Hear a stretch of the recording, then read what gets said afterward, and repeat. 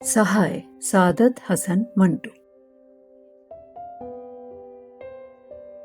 ये न कहो कि 1 लाख हिंदू मर गए या 1 लाख मुसलमान हलाक हुए, ये कहो कि 2 लाख इंसान इस दुनिया से चले गए। असल अलमिया ये नहीं कि 2 लाख जाने जाया हुए, असल सानिया ये है कि न मारने वालों का कोई हिसाब रहा, न मरने वालों का कोई ठिकाना। 1 लाख हिंदुओं को मारकर शायद मुसलमानों ने सोचा होगा कि हिंदू धर्म खत्म हो गया, लेकिन वो आज भी जिंदा है। इसी तरह 1 लाख मुसलमानों को हलाक करके हिंदुओं ने शायद ये गुमान किया कि इस्लाम मिट गया, मगर हकीकत सबके सामने है। इस्लाम पर एक हल्की सी खराश भी नहीं आई। वो लोग बेवकूफ हैं जो ये समझते हैं कि गोलियों और छुरियों से मजहब को शिकार किया जा सकता है। मजहब, ईमान, धर्म, यकीन, अकीदा, ये सब हमारे जिस्म में नहीं, हमारी रूह में बसा होता है। इसे तलवार या बंदूक कैसे मिटा सकती है? उस रोज मुमताज के लहजे में अजीब सी गर्मी थी। हम सिर्फ 3 दोस्त थे जो उसे जहाज पर रुखसत करने बंदरगाह पहुंचे थे। वो एक नामालूम मुद्दत के लिए हमसे जुदा होकर पाकिस्तान जा रहा था। वो पाकिस्तान जिसके बारे में हमने कभी सोचा भी ना था कि वो हमारी जिंदगियों का हिस्सा बनेगा। हम तीनों हिंदू थे। मगरबी पंजाब में हमारे रिश्तेदारों को फसादात की वजह से बहुत नुकसान उठाना पड़ा था, माली भी, जानी भी। शायद यही वजह थी कि मुमताज हमसे अलग हो रहा था। जुगल को जब लाहौर से खबर मिली कि उसका चचा फसादात में मारा गया तो वो शदीद सदमे में डूब गया। एक दिन उसी सदमे के जेर असर उसने मुमताज से बातों बातों में कहा, अगर हमारे मोहल्ले में फसादात शुरू हो गए तो मैं क्या करूँगा? मुमताज ने पूछा, तुम क्या करोगे? जुगल ने गहरी संजीदगी से जवाब दिया, शायद मैं तुम्हें मार डालूं। ये सुनकर मुमताज चुप हो गया। उसकी ये खामोशी लगभग 8 दिन तक जारी रही, यहाँ तक कि उसने अचानक हमें बताया कि वो शाम 4:30 बजे समुद्री जहाज से कराची रवाना हो रहा है। हम तीनों ने उसके इस फैसले पर कोई बहस न की। जुगल को शदीद एहसास था कि उसके उस जुमले ने मुमताज को इस फैसले पर मजबूर किया। शायद वो अब भी सोच रहा था कि क्या वो वाकई अपने करीबी दोस्त मुमताज को गुस्से में मार सकता है। यही वजह थी कि वो हम में सबसे ज्यादा खामोश रहा। लेकिन अजीब बात ये थी कि मुमताज, जो आम तौर पर कमगो था, उस रोज गैर मामूली तौर पर बातें कर रहा था। खासकर रवानगी से चंद घंटे पहले सुबह उठते ही उसने शराब शुरू कर दी। अपना सामान इस अंदाज से तरतीब दिया जैसे वो कोई खुशगवार सफर पे जा रहा हो। खुद ही बोलता, खुद ही हंसता। कोई अजनबी देखता तो यही समझता कि वो बम्बई छोड़ने पर बेहद खुश है। लेकिन हम तीनों जानते थे कि वो अपने दिल के तूफान को छुपाने की कोशिश कर रहा था। मैंने कई बार चाहा कि उससे इसकी अचानक रवानगी की वजह पूछूं। मैंने जुगल को भी इशारा किया कि वो बात छेड़े, लेकिन मुमताज ने हमें कोई मौका ही ना दिया। जुगल ने चंद पैक पीने के बाद और ज्यादा खामोशी इख्तियार कर ली और दूसरे कमरे में जाकर लेट गया। मैं और बुर्ज मोहन मुमताज के साथ रहे। उसे कई बिल अदा करने थे, डॉक्टर की फीस देना थी, लॉन्ड्री से कपड़े लाने थे। ये सब काम उसने हंसते खेलते मुकम्मल किए। लेकिन जब उसने नाके के करीब वाली दुकान से पान लिया तो उसकी आंखें नम हो गई। बुर्ज मोहन के कंधे पर हाथ रखते हुए उसने आहिस्ता से कहा, याद है बुर्ज, 10 साल पहले जब हमारी जेब खाली थी, गोविंद ने हमें 1 रुपया उधार दिया था। रास्ते में मुमताज खामोश रहा, लेकिन घर पहुँचते ही उसने फिर बेसरोपा बातों का सिलसिला शुरू कर दिया। ऐसी बातें जो ना तो किसी मंतकी सिरे से शुरू होती थी, ना किसी नतीजे पर खत्म, लेकिन उनमें इतना खुलूस था कि मैं और बुर्ज मोहन बराबर उसमें शरीक होते रहे। जब रवानगी का वक्त करीब आया तो जुगल भी हम में शामिल हो गया। लेकिन जब टैक्सी बंदरगाह की तरफ रवाना हुई तो सब खामोश हो गए। मुमताज की निगाहें बम्बई के फैले हुए बाजारों को अलविदा कहती रही। जब टैक्सी बंदरगाह पर रुकी, वहाँ हजारों मुहाजिरीन का हुजूम था, खुशहाल कम, बदहाल ज्यादा। लेकिन मुझे लगता था कि अकेला मुमताज ही जा रहा है, एक ऐसी जगह जहाँ वो अजनबी था और शायद हमेशा अजनबी ही रहेगा। ये मेरा अपना ख्याल था। मैं नहीं जानता था कि मुमताज के दिल में क्या चल रहा था। जब उसका सारा सामान कैबिन में मुंतकिल हो गया, मुमताज हमें जहाज के डेक पर ले गया, जहाँ आसमान और समंदर एक दूसरे से मिलते दिखाई देते थे। वो देर तक उस मंजर को देखता रहा, फिर जुगल का हाथ पकड़कर बोला, ये सब एक बसरी धोखा है। आसमान और समंदर का ये मिलाप सिर्फ फरेब है, लेकिन कितना खूबसूरत फरेब। जुगल खामोश रहा। शायद उसके दिल में अब भी वही जुमला गूंज रहा था, शायद मैं तुम्हें मार डालूं। मुमताज ने जहाज की बार से ब्रांडी मंगाई क्योंकि वो सुबह से वही पी रहा था। हम चारों ग्लास हाथ में लिए डेक के किनारे खड़े थे। मुहाजिरीन हुजूम की सूरत जहाज पर सवार हो रहे थे और समंदर पर परिंदे چکر لگا رہے تھے۔ اچانک جگل نے اپنا گلاس ایک گھونٹ میں ختم کیا اور بھدے انداز میں ممتاز سے بولا، مجھے معاف کر دے ممتاز، اس روز میری بات نے تمہیں تکلیف دی۔ ممتاز نے کچھ لمحوں کے توقف کے بعد پوچھا، جب تم نے کہا کہ شاید تم مجھے مار ڈالو، کیا تم واقعی اس وقت یہی سوچ رہے تھے؟ کیا تم سچ مچ اس نتیجے پر پہنچے تھے؟ جگل نے سر ہلایا۔ ہاں، لیکن مجھے افسوس ہے، اگر تم نے مجھے مار دیا ہوتا تو تمہیں اور زیادہ افسوس ہوتا، ممتاز نے گہرے لہجے میں کہا۔ لیکن صرف اس صورت میں اگر تم نے سوچا ہوتا کہ تم نے ممتاز کو نہیں، ایک انسان کو مارا ہے۔ اگر وہ بدماش تھا تو تم نے اس کی بدماشی کو نہیں، اس کی ہستی کو ختم کیا۔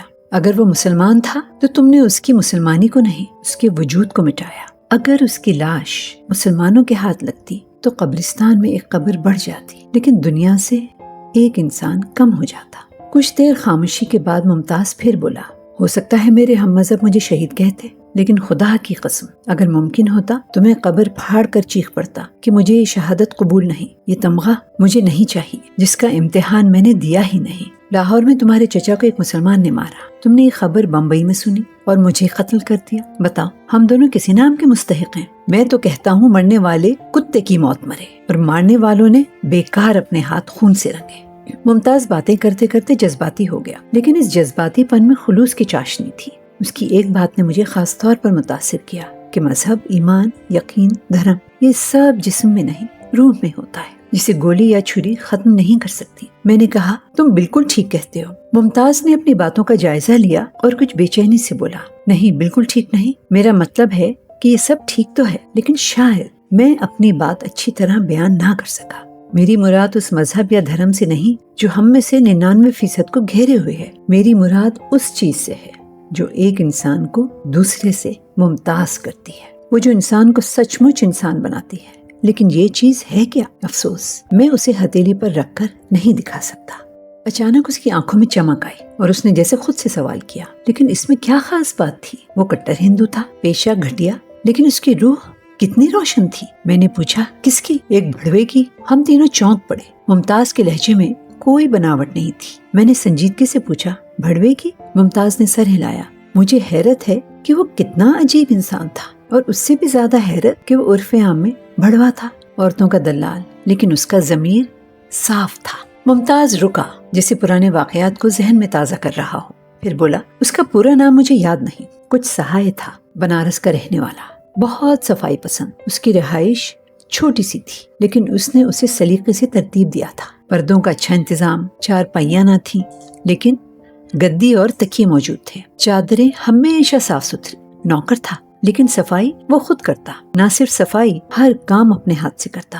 دھوکہ یا فریب اس کے بس کی بات نہ تھی۔ اگر رات گئے پانی ملی شراب ملتی تو صاف کہتا، صاحب پیسے ضائع نہ کرے۔ اگر کسی لڑکی کے بارے میں شک ہوتا تو وہ چھپاتا نہیں تھا۔ اس نے مجھے بتایا کہ 3 سال میں اس نے 20,000 روپے کما لیے، ہر 10 روپے میں 2.5 کمیشن لے کر۔ اسے صرف 10,000 اور کمانے تھے، معلوم نہیں کیوں، صرف 10,000۔ اس نے کہا تھا کہ 30,000 پورے کر کے وہ بنارس واپس جائے گا اور بزازی کی دکان کھولے گا۔ میں نے کہا، عجیب آدمی تھا۔ ممتاز نے بات جاری رکھی، میں نے سوچا کہ وہ مکمل طور پر جھوٹا ہے، ایک بڑا فراڈ۔ کون یقین کرے گا کہ وہ اپنی لڑکیوں کو بیٹیوں کی طرح مانتا تھا۔ اس نے ہر لڑکی کے نام پر پوسٹ آفس میں سیونگ اکاؤنٹ کھول رکھا تھا اور ہر مہینے پیسے جمع کرتا تھا۔ یہ تو بالکل ناقابل یقین تھا کہ وہ ان کے کھانے پینے کا خرچ اپنی جیب سے دیتا تھا۔ اس کی ہر بات مجھے بناوٹی لگتی تھی۔ ایک دن اس نے بتایا کہ امینا اور سکینہ چھٹی پر ہیں، میں انہیں ہر ہفتے چھٹی دیتا ہوں تاکہ وہ ہوٹل جا کر گوشت وغیرہ کھا سکیں۔ یہاں تو سب وشنو ہیں۔ میں دل ہی دل میں مسکرایا کہ یہ مجھے بے وقوف بنا رہا ہے۔ ایک دن اس نے بتایا کہ احمد آباد کی ایک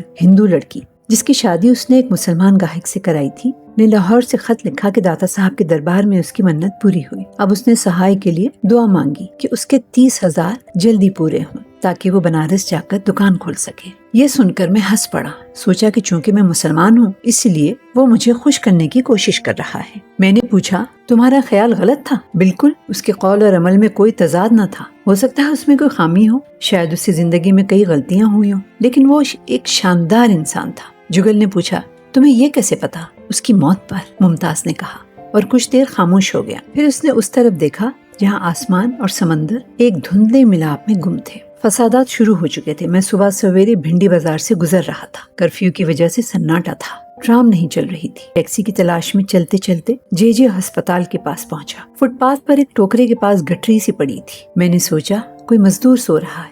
लेकिन जब पत्थर पर खून के धब्बे देखे तो रुक गया। ये कत्ल की वारदात थी। मैंने सोचा कि अपना रास्ता लूं, लेकिन लाश में हरकत हुई। आसपास कोई न था। मैंने झुककर देखा तो सहाय का जाना पहचाना चेहरा नजर आया, खून से लथड़ा हुआ। जख्म शायद पसलियों के पास था। उसने हौले हौले कराहना शुरू किया तो मैंने एहतियात से उसका कंधा पकड़कर हिलाया, जैसे किसी सोते को जगाया जाता है। मैंने उसे उसके नाम से पुकारा। मैं उठकर जाने ही वाला था कि उसने अपनी आंखें खोली। वो अध खुली आंखों से मुझे देर तक देखता रहा और उसने मुझे पहचान कर कहा, आप? मैंने उससे बहुत से सवाल पूछना शुरू कर दिए। वो यहाँ कैसे आया? उसे किसने जख्मी किया? कब से वो फुटपाथ पर पड़ा है? सामने अस्पताल है, क्या मैं वहाँ इत्तला दूं? उसमें बोलने की सिकत ना थी। जब मैंने सारे सवाल कर डाले तो उसने कराहते हुए बड़ी मुश्किल से कहा, मेरे दिन पूरे हो चुके थे। भगवान को यही मंजूर था। भगवान को जाने क्या मंजूर था, लेकिन मुझे ये मंजूर ना था कि मैं एक मुसलमानों के इलाके में एक हिंदू को मरते देखूं, ये जानते हुए कि उसे शायद किसी मुसलमान ने मारा और उसके आखिरी लम्हात में उसके सिरहाने खड़ा शख्स भी एक मुसलमान है। मैं बुज़दिल तो नहीं था कि सहाय ने मुझे पुकारा। मैं ठहर गया, हालांकि मेरा इरादा रुकने का नहीं था। मैंने उसकी तरफ इस अंदाज से देखा जैसे कह रहा, जल्दी करो, मुझे जाना है। उसने दर्द से दोहरा होते हुए बड़ी मुश्किल से अपनी कमीज के बटन खोले और अंदर हाथ डाला। जब उसकी हिम्मत जवाब दे गई तो उसने कहा, नीचे बंडी है। उसकी जेब में कुछ जेवर और 1200 रुपए हैं। ये सुल्ताना का माल है। मैंने एक दोस्त के पास रखा था, आज उसे भेजने वाला था क्योंकि खतरा बहुत बढ़ गया है। आप उसे दे दें और कहें कि फौरन चली जाए, लेकिन अपना ख्याल रखें। मुमताज खामोश हो गया। मुझे लगा कि उसकी आवाज जो जेजे अस्पताल के फुटपाथ पर सहाय की आवाज से मिलकर गूंजी थी, अब आसमान और समंदर के इस धुंधले मिलाप में तहलील हो रही है। जहाज ने हॉर्न बजाया। मुमताज ने कहा, उसे जेवर और रुपए दिए तो उसकी आंखें भर आईं। जब हम मुमताज से रुखसत होकर नीचे उतरे, वो डेक पर रेलिंग के पास खड़ा था। उसका दायां हाथ हिल रहा था। मैंने जुगल से कहा, क्या तुम्हें नहीं लगता कि मुमताज सहाय की रूह को हिला रहा है अपना हमसफर बनाने के लिए? जुगल ने बस इतना कहा, काश मैं सहाय की रूह होता।